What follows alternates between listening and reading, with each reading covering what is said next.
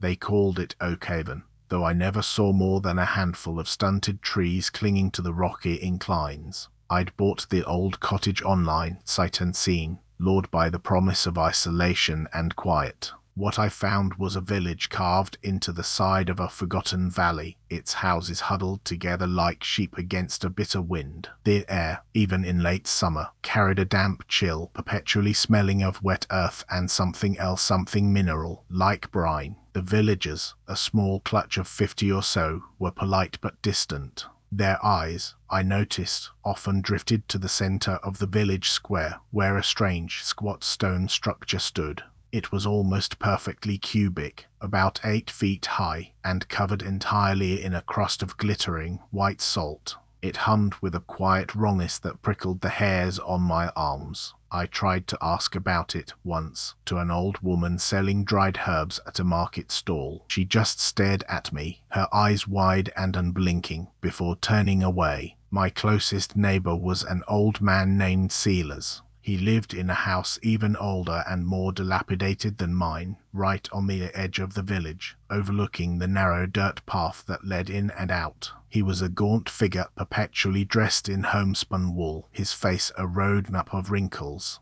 He was the only one who seemed to tolerate my questions, though his answers were always cryptic. He spoke of the keeping and the weight, and warned me to never, under any circumstances, approach the salted stone. It's not for seeing, he'd rasped, his voice like gravel, nor for touching. It simply is. And it has its due. I tried to press him on what its due meant, but he merely shook his head, gazing out towards the valley mouth. He seemed tired, profoundly so, with a weariness that went beyond his years. I noticed his hands, gnarled and thick-fingered, were perpetually caked with a fine, white residue that looked suspiciously like the salt from a cube. Life in Oakhaven was governed by an unspoken rhythm. Every sunset, a single figure, chosen from the community, would walk to the salted stone. They didn't touch it, didn't speak to it. They simply stood beside it, motionless, for exactly 1 hour, until the last sliver of twilight vanished behind the jagged peaks. It was a silent vigil, solemn and unyielding. The keeper for that day would then return to their home,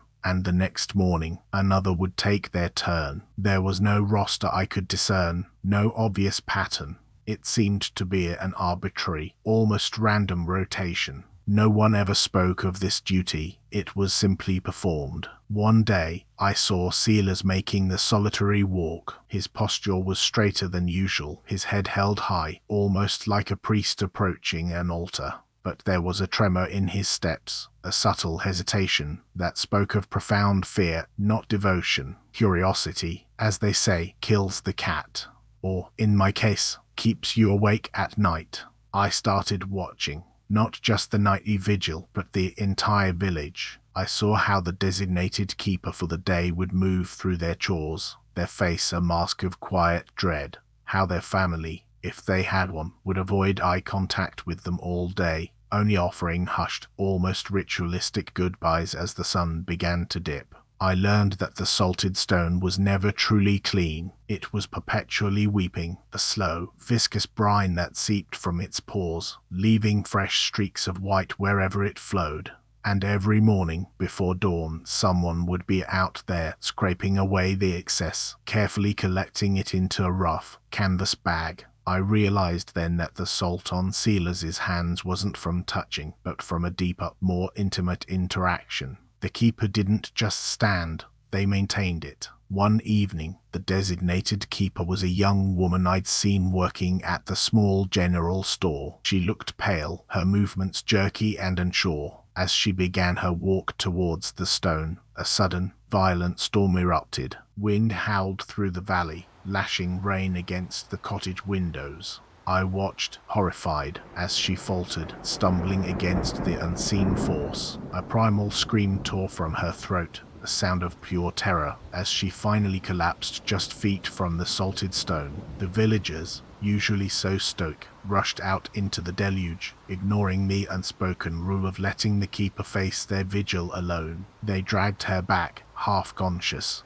Her eyes rolled back in her head, but what struck me was not her fear, but the look on their faces, a shared, profound terror coupled with a grim, unspoken understanding. They hadn't tried to help her avoid the vigil. They had saved her from failing it. The next morning, the young woman was gone. No one spoke of her. No one asked where she went. It was as if she had simply ceased to exist, swallowed by the valley. That night, I saw Silas make the walk again. He looked even more ancient, his frame almost skeletal. The air was thick with the scent of brine and something else, something metallic and sharp, like old blood. I found myself unable to look away, my breath catching in my throat.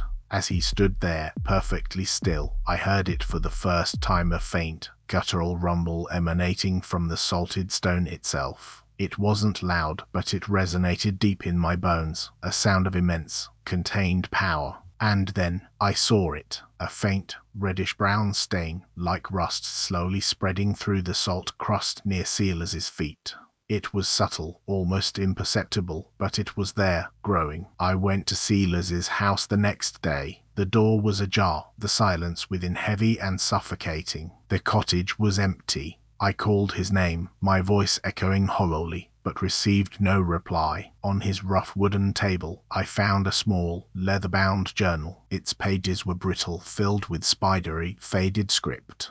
It was a ledger, a record, not of money or crops, but of names and dates. Each entry marked the keeping for that day, and next to some of the older names, a single, chilling word taken. And then I understood the unspoken rule, the quiet dread, the village's shared secret. The salted stone didn't just demand a vigil, it demanded a sacrifice. And the scraping I had heard, the daily collection of brine, wasn't just maintenance. It was a measure, a tally. And the reddish stain? That was the payment. I packed what little I had, my hands trembling. I had to leave. I had to get out of Oakhaven, out of this valley of quiet horrors. But as I hurried towards the narrow dirt path, the only exit, I saw them. The entire village, standing at the mouth of the valley, blocking my way. Their faces were grim, their eyes fixed on me with an unsettling intensity. And then I heard it, the low, guttural rumble from the salted stone, louder now, almost a growl. A collective sigh rose from the villagers, a sound of sorrowful acceptance.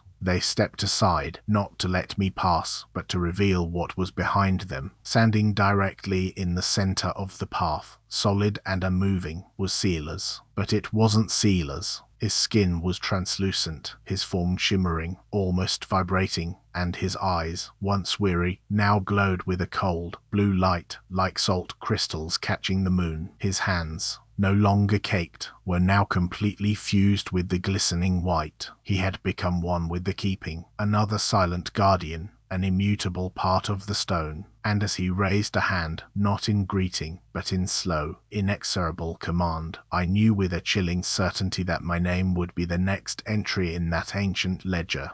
My time as keeper had begun. Thank you for listening. If this story found you in the dark, subscribe and turn on notifications. A new tale waits every night.